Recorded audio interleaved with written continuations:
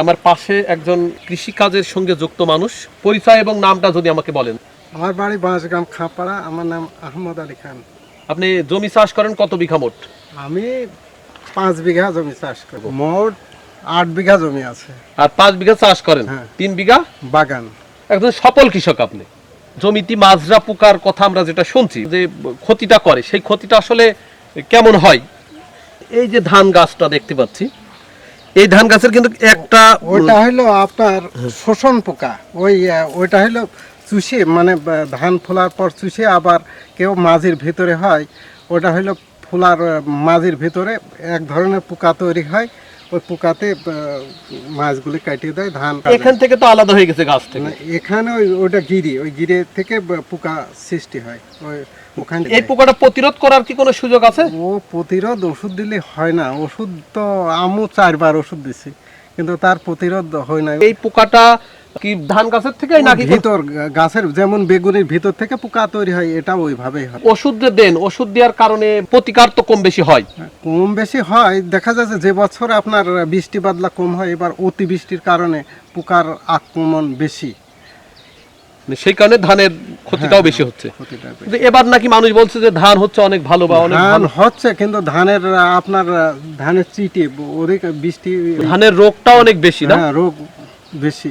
ছত্রাক ওষুধ দিলে রোগ প্রতিরোধ ক্ষমতা এরা বাড়ায়, যেমন অ্যান্টিবায়োটিক আপনার এরকমই ওষুধ, কিন্তু এটাই তো আপনার কার্যকারিতা অতিবৃষ্টির কারণে এটা কার্যকারিতা হয় না।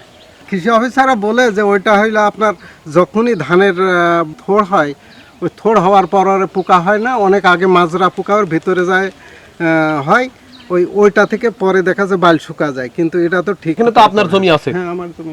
আপনার জমিতে অনেক হয়েছে এটা? আমার জমিতে হয়। আপনার জমিতে তো প্রচুর এইগুলা। আমি তো আপনার ফোলার 10 দিন আগেও দিছি, আবার ওষুধ নিয়ে এসে আবার এই যে ধানের যে মাঝির থেকে দেখা যাচ্ছে মাঝির ভিতর পোকা তৈরি হয় এইরকম ভাবে না? হ্যাঁ, হ্যাঁ। দর্শক আপনারা দেখতে পাচ্ছেন যে কিভাবে পোকা হয় বা কিভাবে ক্ষতিগ্রস্ত হচ্ছে কৃষক। এই দেখেন, এই দেখেন পোকা, এর থেকে আবার সৃষ্টি হবে না, পোকার ডিম। এটা পোকা, ওটা পোকা পরে হয়েছে। এর প্রতিষেধক হিসাবে কি কি ব্যবস্থা আপনি গ্রহণ করেছেন? আমি ওই যে ছত্রাক ওষুধ, তারপরে আপনার ওই কীটনাশক মাজরার ওষুধ। সরকারি ভাবে কি কখনো কোনো এর প্রতিকার করেছে? সরকারি কৃষি অফিসার বলে যে আপনার এক ধরনের পোকা এর ভিতরে হয়েছে, সেটা বলে হলো কারেন্ট পোকা। বললো যে 1 মাস আগে ওইটা ধানে ব্যবহার করবেন আর নাকে তেল নিয়ে ঘুমাবেন, কিন্তু সেটা তো কিছুই হলো না কার্যকারী। তবে আপনি সেই ওষুধই প্রয়োগ করছেন? মাজরার ওষুধ, কারেন্ট পোকার ওষুধ। এই যে প্রত্যেকটা ভিতর তো অনেকগুলা পোকা। এই পোকাগুলো পরে হয়েছে, মানে এই এখনো আরো কাটবেনি। এই অতিবৃষ্টির কারণে এই সমস্ত পোকা। আসলে আপনি কি প্রাকৃতিক দুর্যোগকে দোষারোপ করছেন? প্রাকৃতিক দুর্যোগেই বেশিরভাগ হয়, মানে অতিবৃষ্টির কারণে। তাছাড়া খরার বছরে এত পোকা আসে না। খরা হলে তো তখন ধান গাছে পানিও পায় না, তখন তো ধান পানি না পালেও খরার বছরে ধানের ফলন বেশি হয়। ফলন বেশি হয়। এরপরেও আপনি কি জানেন যে বাংলাদেশ ধান উৎপাদনে কিন্তু পৃথিবীর 3য় নম্বর অবস্থান? 3য় নম্বর। কিন্তু এই উৎপাদনটা তো আপনাদের হাত ধরে হয়। এটা তো কৃষকরাই করে।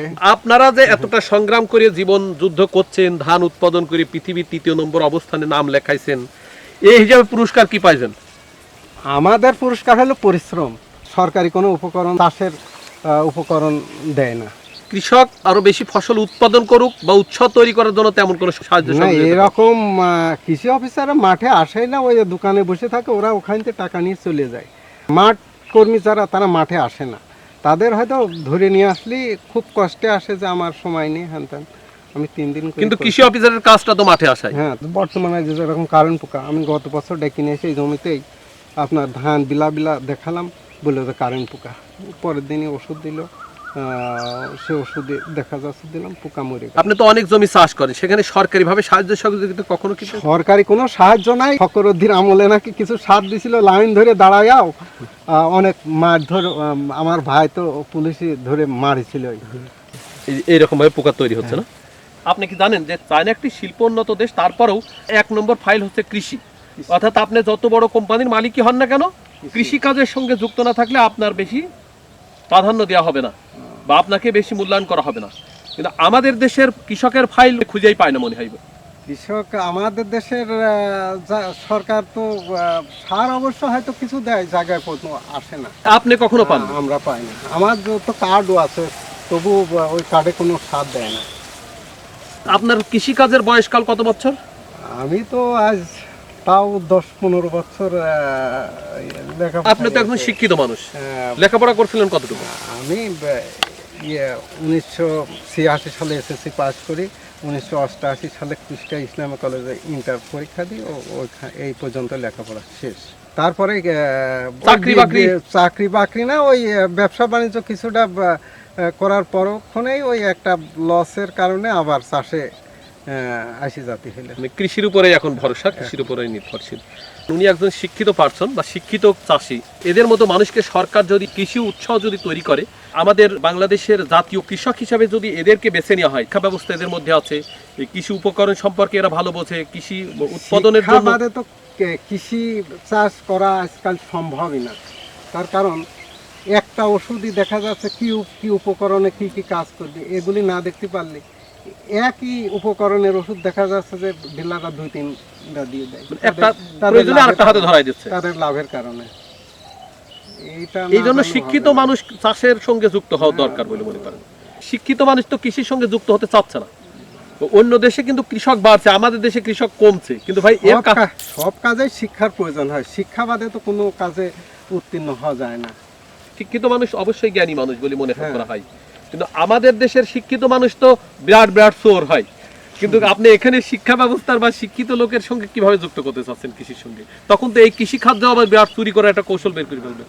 এখানে দেখা যাচ্ছে চোর হয়, সেখানেই ভালো থাকে। তবে সরকার যদি এদিকে কিছুটা কেয়ার করে, তবে কৃষক অনেক অগ্রসর হতে পারে। কিন্তু সরকার তো বর্তমান এইদিকে এর নজর নেই। এরা চেয়ারম্যান মেম্বারের হাতে দেয় যে উপকরণ দোকান সার দুঃখ, তারা সেখানে দেখা যাচ্ছে কৃষক পর্যন্ত পৌঁছায় না। কৃষকের হাতে একেবারে সরাসরি এসে পৌঁছাতে হবে। সরকারের যে বিরাট একটা বাজেট কিন্তু কৃষির উপর আছে, তাও কি আপনি জানেন? থাকলেও সেটা কৃষকের জোট নেই। এরা যদি জোট বেঁধে যদি একটা কাজ করে, তাহলে হয়তো সেই কাজে সাকসেস হতে পারে। মানে এরা তো কখনো আন্দোলন করে না, এরা আন্দোলন নেই, এই জন্য এদের জোট নেই, এই জন্য এরা এত বড় ঘাটতি খায়। যে বছরে দেখা যাচ্ছে যে জিনিসের দাম বেশি দেখে, সেটা চাষি সবাই করে। কৃষক একমুখী হয় সবসময়। এবার মরিচের দাম বেশি, আগামী বছর সবাই মরিচ লাগাও। কৃষক তো বিভিন্ন সময় প্রতিবাদ করেছে, যেমন ধান পোড়াই দিয়ে প্রতিবাদ করেছে, ধানের দাম নেই। আপনি দুধ ঢেলে প্রতিবাদ করেছে, দুধের দাম নেই, গরু পোষা বন্ধ করে দেয়। আপনার কাঁচামরিচ 5-6 টাকা কেজি কিন্তু বিক্রি হয়। তখন সরকার এই ব্যাপার নিয়ে চিন্তা টেনশন করে, কখনো দেখেছেন? এখন তো 500 টাকা কেজি মরিচ বাজার মনিটরিং হচ্ছে, লাউ 60 টাকা বাজার মনিটরিং হচ্ছে। আবার 5 টাকা কেজি হলো, তখন সরকার মনিটরিং করে না যে 5 টাকা কেন হলো। কৃষকের মাল এত কম দাম, কৃষক তো একটা পুঁজি থাকার প্রয়োজন হয়। আপনার প্রাকৃতিক কোনো দুর্যোগ হয়েছে, প্রাকৃতিক দুর্যোগ ঋণ যদি থাকে, এটা নেই। প্রাকৃতিক দুর্যোগ যদি হয়, যে বছরে দেখা যাচ্ছে পেঁয়াজে হয়, বিভিন্ন ধানে হয়। গত বছর যেমন মাঠে কোনো রকম এই জমিতে 5 মণ ধানও হয়েছিল না, যেখানে 20 মণ 25 মণ ধান। কিন্তু সরকার তো এটা কিছু করে না, মানে কেয়ারফুল নেই। একটা ভর্তুকি। আপনি কি এইরকম কথা বলতেছেন যে প্রাকৃতিক দুর্যোগ যে একটা ঋণ? এই বছরে আপনার 1 বিঘা জমি মরিচ মারা গেছে বা ধান উৎপাদন করতে পারেনি, তার মানে এই প্রাকৃতিক দুর্যোগের একটা ঋণ ব্যবস্থা দরকার বলে আপনি মনে করেন? থাকা দরকার। যেমন এই যে আপনার বন্যা অঞ্চলে বন্যার জন্য তাদের কিছু সাহায্য সহযোগিতা করে। কৃষি ঋণের তো ইন্টারেস্ট কম অনেক সময়, কিন্তু এটা তো দেয় না। ওই কৃষি আমি 1 বছর করলাম যে কৃষি অফিসারের ওই সোনালী ব্যাংকে ওরা লোন করে, তো কইলো যে না, যাদের লোন নেই তাদের আর নতুন ঋণ দেওয়াই হবে না। দর্শক আপনারা বুঝতে পারছেন যে এদের মতো মানুষকে যদি সরকারিভাবে দুর্যোগপূর্ণ কোনো ঋণ দেওয়া হয়, এদের মতো মানুষের হাত ধরেই বাংলাদেশের অর্থনীতির প্রবৃদ্ধি অব্যাহত থাকবে এবং বাংলাদেশের মানুষের ভালো রাখবার কাজগুলো যারা করেন তারাই কিন্তু কেহারা। প্রত্যেকের কাছেই দাবি থাকবে যে সরকার পর্যন্ত যারা দায়িত্বে আছেন বা তারা যেন এদের মতো মানুষের খেয়াল রাখেন বা এদের মতো মানুষকে সুযোগ সুবিধা করার জায়গা তৈরি করেন। সেই প্রত্যাশা রেখে বিদায় নিচ্ছি। ধন্যবাদ।